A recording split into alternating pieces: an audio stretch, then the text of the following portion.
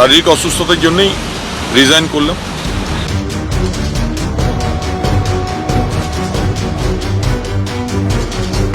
কেউ পাশে নেই, সবাই এখন দিল্লি। কর্মীদেরকে কি জবাব দেবো? কেউ পাশে নেই, সবাই এখন দিল্লিতে। একের পর এক কর্মীরা গ্রেপ্তার হচ্ছেন। বলছেন একসময়ের তৃণমূল জেলা সভাপতি, প্রাক্তন বিধায়ক ও দাপুটে তৃণমূল নেতা নরেন্দ্রনাথ চক্রবর্তী।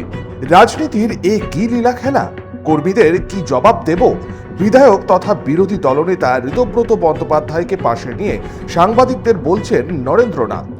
তার কিছুক্ষণ আগেই কালীঘাট তৃণমূলের রাজ্য সভানেত্রী চন্দ্রিমা ভট্টাচার্যকে শারীরিক অসুস্থতার কারণে জেলা সভাপতির পদ থেকে ইস্তফা দেবার কথাও জানিয়ে দিয়েছেন। উল্লেখ্য, ভোট বিপর্যয়ের পরেও দিন সাতেক আগেই তৃণমূল সুপ্রিমো মমতা বন্দ্যোপাধ্যায় আরও একবার আস্থা রেখেছিলেন তাঁর এই পুরনো সৈনিকের প্রতি।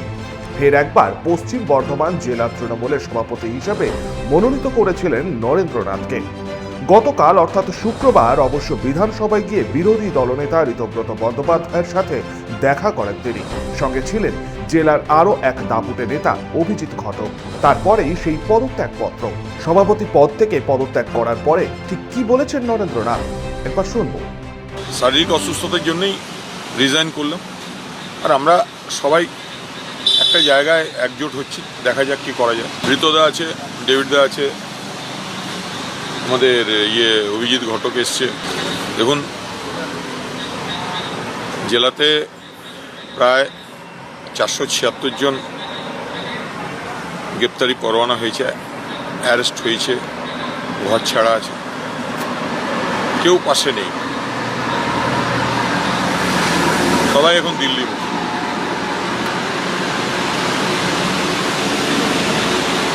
কর্মীদেরকে কি জবাব দেবো? আর তাছাড়া শরীরও পারমিট করছিল না। ঋতদার সঙ্গে দীর্ঘদিনের বন্ধুত্ব, ডেকেছিল, এসেছি। এই যে নতুন দায়িত্বটা দেওয়া হয়েছিল, আপনি সভাপতি ছিলেন, আবার সভাপতি করা সোশ্যাল মিডিয়া, এটা কি আপনাকে জানিয়ে দেওয়া হয়েছিল? হ্যাঁ, সোশ্যাল মিডিয়া দেখেছি, জানানি পার্টি থেকে?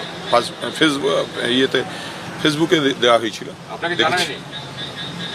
ওটাই তো জানানো, ফেসবুকে না। দল থেকে জানাইনি? আপনি কি আগামী দিনে ঋতব্রত বন্দ্যোপাধ্যায়ের সঙ্গে একসঙ্গে রাজনীতি করবেন? অবশ্যই, 100 বার। দেখা যাক। একসঙ্গে আছি তো, একসঙ্গে ট্রেড ইউনিয়ন করেছি। আপনি জেলা সভাপতি পদ ছেড়েছেন, তৃণমূলে কি থাকবেন? মানে মমতা বন্দ্যোপাধ্যায়ের তৃণমূলে থাকবেন? কালীঘাট তৃণমূলে থাকবেন? তৃণমূলেই তো আছি। প্রসঙ্গত উল্লেখ্য, গত 4 মে রাজ্যে পালা বদলের পরেও নরেন্দ্রনাথ চক্রবর্তী একাধিকবার কালীঘাটে মমতা বন্দ্যোপাধ্যায় বাড়ি গিয়েছেন, বৈঠক করেছেন, এমনকি রাজনৈতিক কর্মসূচিতেও অংশগ্রহণ করেছেন। মাত্র 1 সপ্তাহ আগে ফের তাকে জেলা সভাপতি হিসেবে মনোনীত করেন সুপ্রিমো মমতা বন্দ্যোপাধ্যায়। কিন্তু তারপরে হঠাৎ কি হলো? ইঙ্গিত দিলেন তার রাজনৈতিক সঙ্গী তথা প্রাক্তন তৃণমূল জেলা সম্পাদক পঙ্কজ রায় সরকার। আমার সাথে দুদিন আগেও যা কথা হয়েছিল যে সাংঘাতিক চাপ ছিল, এবং এরকম চাপের মুখেই হয়তো অনেককে এসব করতে হচ্ছে। সাংঘাতিক চাপ ছিল, সাংঘাতিক। তো ওনার মনে হয়েছে উনি করেছেন। চাপটা কিসের সেটা তো উনি বলতে পারবেন, তবে উনি খুব পাজেলড অবস্থা এবং চাপে ছিলেন। কারণ হচ্ছে যে আমরা জেলা কেন্দ্রে যারা বসি, জেলা সেন্টারে, তাদের সাথে কথাবার্তা হয় বা ইত্যাদি হয়, তাতে মনে হচ্ছিল উনি চাপে ছিলেন। He is under pressure. ফলাফল বেরোনোর পরেও উনি তো একাধিকবার কালীঘাটে মমতা বন্দ্যোপাধ্যায়ের সাথে দেখা করেছেন। অনেকবার দেখা করেছেন, হ্যাঁ, অনেকবার। এবং উনি কর্মসূচিতে ছিলেন, হ্যাঁ, জেলা মিটিং হয়েছে এর মধ্যে, হ্যাঁ, সমস্ত কিছু হয়েছে। তো হি ইজ আন্ডার প্রেসার আমার মনে হয়েছে। এবার উনি কি বলবেন না বলবেন জানি না। He is under pressure. এবং এতজন কর্মী, হ্যাঁ, গোটা জেলা জুড়ে গ্রেপ্তার হচ্ছে পরপর, মিথ্যে মামলায়, ঘর ছাড়া হচ্ছে, জরিমানা হচ্ছে, কাজ থেকে বসিয়ে রাখা হচ্ছে, কাজে ঢুকতে দেওয়া হচ্ছে না। সব মিলে গোটা জেলাতে, রাজ্যে তো বটেই, গোটা জেলাতে অবস্থাটা খুব একটা ভালো নয়, এবং এটা ডেমোক্রেসির পক্ষে খুব একটা ভালো অ্যাডভার্টাইজমেন্ট নয়। পাশাপাশি বিজেপি কর্মী সমর্থকদের উদ্দেশ্যেও ছুঁড়ে দিলেন প্রশ্ন। তারা তো ওনার ছবি নিয়ে জিতেছেন, ওনার